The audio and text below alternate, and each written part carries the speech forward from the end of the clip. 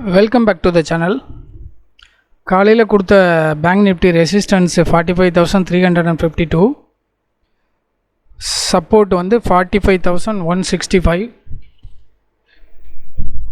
Market பார்த்திங்கன்னா காலையில் சப்போர்ட்டை பிரேக் பண்ணி அன்டில் 44,859 வரலும் லோ வந்தது.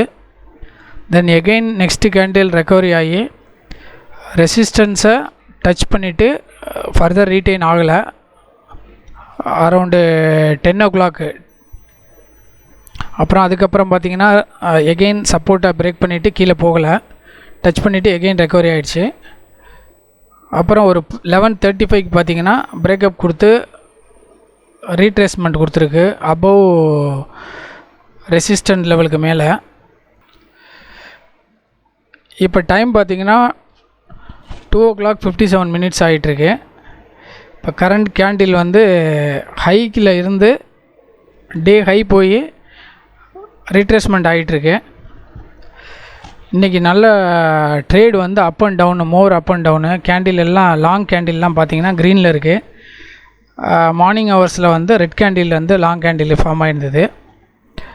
இன்றைக்கி ட்ரேட் எடுத்ததை பார்ப்போம் என்னங்கிறது. ஆல்மோஸ்ட்டு மேக்ஸிமம் ஆர்டர் வந்து ரிஜெக்ட் அண்டு கேன்சல் ஆகிடுச்சு. அண்டு இன்றைக்கி பண்ணியிருக்கிறதுல ஓவர் ட்ரேடிங் கொஞ்சம் நடந்திருக்கு. பட் எனிவே லாஸில் போனதை வந்து ரெக்கவரி பண்ணி ப்ராஃபிட்டில் கொண்டு வந்து முடிச்சிருக்கோம். அது என்ன பண்ணியிருக்கோங்கிறத பார்க்கலாம். இன்றைக்கி நான் பண்ண ட்ரேடு வந்து 44,900 காலும் 44,900 புட்டுல தான் நான் ட்ரேட் பண்ணது. இப்போ ஓவரால் ப்ராஃபிட் க்ளோஸ் பண்ணியிருக்கிறது பார்த்திங்கன்னா 1,542 ருபீஸில் க்ளோஸ் பண்ணியிருக்கேன் வித் ப்ராஃபிட் க்ரீனில்.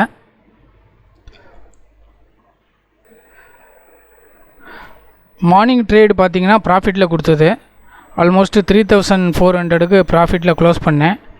நெக்ஸ்ட்டு ட்ரேடு ஃபர்தர் எடுத்ததில் வந்து லாஸ் கொடுத்து நம்மளோட ப்ராஃபிட்டு வந்து லாஸ் ஆகி எகெயின் ஃபர்தர் லாஸ் ஆகி இப்போ வந்து ஃபைனலாக க்ளோஸ் அவுட்டில் வந்து டே க்ளோஸில் பார்த்திங்கன்னா ப்ராஃபிட்டில் க்ரீனில் க்ளோஸ் பண்ணியிருக்கோம். இதுக்கு மேலே நான் ஃபர்தர் ட்ரேட் எதுவும் எடுக்கலை.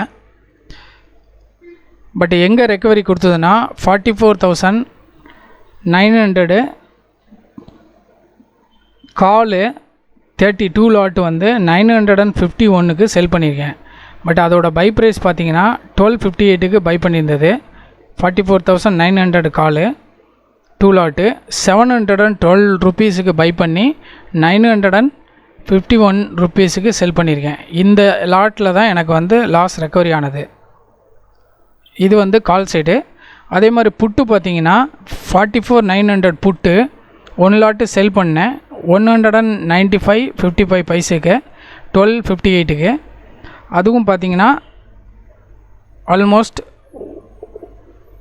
பை பண்ண ரேட் பார்த்திங்கன்னா 2:41 104க்கு எகெயின் செல் பண்ண ஆர்டரை பை பண்ணேன்.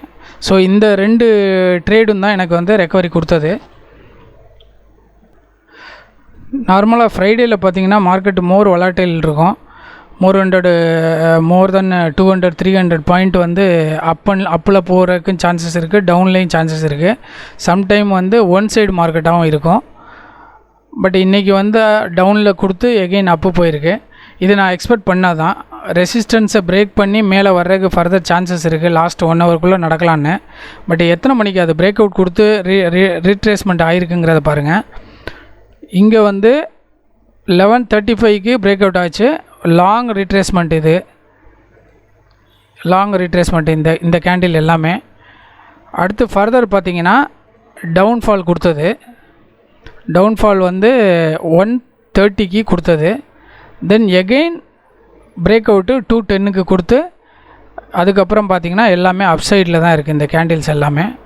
ஸோ மோஸ்ட்லி இன்றைக்கி மார்க்கெட் க்ளோஸிங்கை வந்து ப்ளஸில் தான் க்ளோஸ் ஆகும். Already market Nifty bank Nifty 646 இப்போ ரன் ஆகிட்டுருக்கு, ப்ளஸ் 646. ஸோ இன்றைக்கி வந்து அபவ் 500 தான் க்ளோஸ் சான்சஸ் இருக்குது. ஸோ இதுதான் இன்றைக்கி உள்ள ட்ரேடு. பட் லாஸ் வந்ததுன்னா இன்கேஸ் லாஸ்னால் எக்ஸிட் ஆகிறது பெட்டர். கான்ஃபிடென்ட் இருக்குது மார்க்கெட் எகெயின் ரெக்கவரி ஆகும் அப்படின்னா என்ட்ரி கொடுக்கலாம். அதர்வைஸ் எக்ஸிட் ஆகிட்டு சேஃபாக இருக்கிறது நல்லது. இதுதான் இன்றைக்கி ட்ரேடு. இதுக்கு மேலே நான் எதுவும் ட்ரேடு எடுக்கலை.